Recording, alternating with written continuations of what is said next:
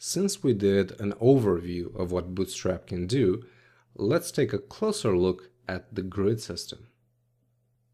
The default grid system has 12 columns, which generate a 940 pixel wide container.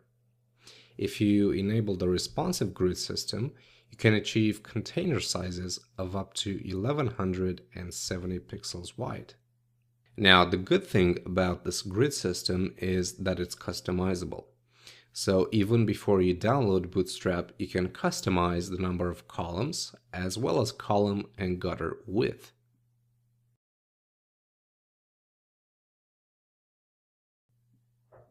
Consider a basic two-column layout.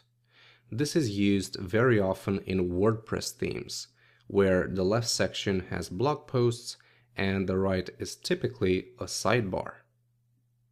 To build this with Bootstrap, we must first define a row, like this.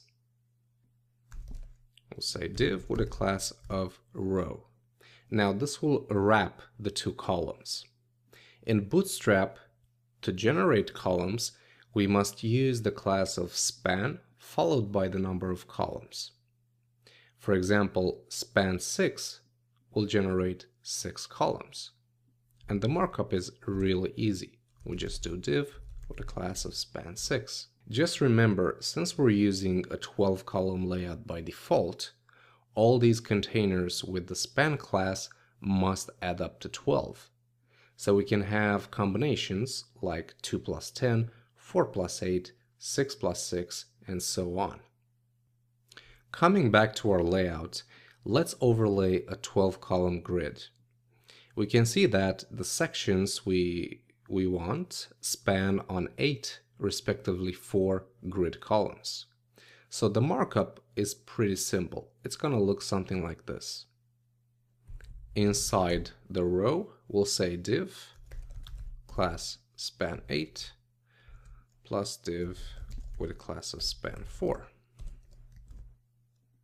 Let's add some content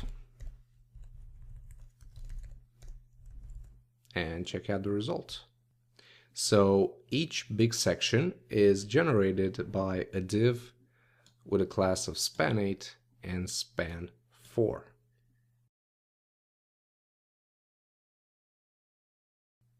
You also have the option to offset columns. That means moving them to the right by a certain amount by using the offset classes. Take this example. Let's do a separator here, and we'll say div class row, which contains a span 2 plus a span 6. So in total, we should have about 8 columns. Let's do span 2 and span 6. All right, looking pretty good. And as you can see, the width of these two containers combined equals the width of the span 8 container. Great. So what if we want to move this second container to the right? Well, we can specify the class offset followed by the number of columns we want to offset it by. So offset 2 will push it to the right by 2 columns. Offset 4 by 4 columns. All right. So next, let's talk about nesting, since it's a very important aspect of a grid system. It allows you to have sets of columns within sets of columns.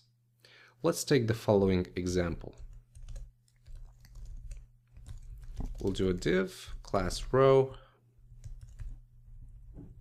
First, we gotta wrap this in a div with a class of span. Let's do a span 8.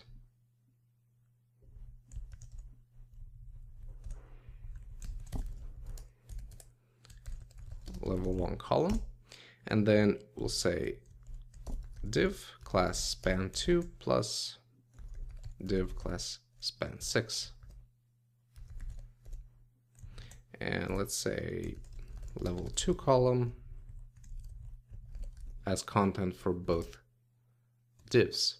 All right, so as you can see, it doesn't really look much. Let's add just a demo class to distinguish these two columns. Now, normally, these two should be aligned properly. They should be on the same line.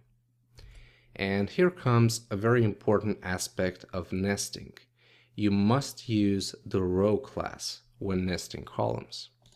So I'm going to say div class row. And I'm going to move these two inside the row. All right, so now we have a level 1 column and 2 secondary columns.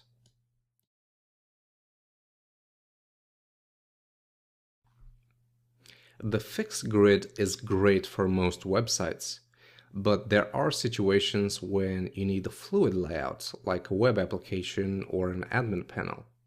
Bootstrap also offers a fluid version of its grid, which uses percentages instead of pixel values. And it's also responsive.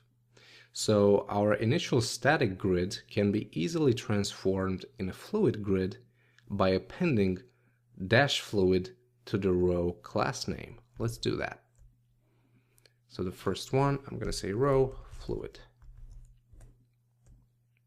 And as you can see, the columns now span the entire available width. Offsetting columns in a fluid grid is also possible, and it works exactly the same as the fixed grid. So for example, if I change this row to fluid, the column is still offset, but it spans the entire available width. Nesting, though, is a bit different. In a fluid grid, each nested level of columns must add up to 12 instead of the parent column count. So here's an example. If we'll change this to row fluid and also change this to row fluid, you can see that the two level 2 columns don't span on the entire width of the parent.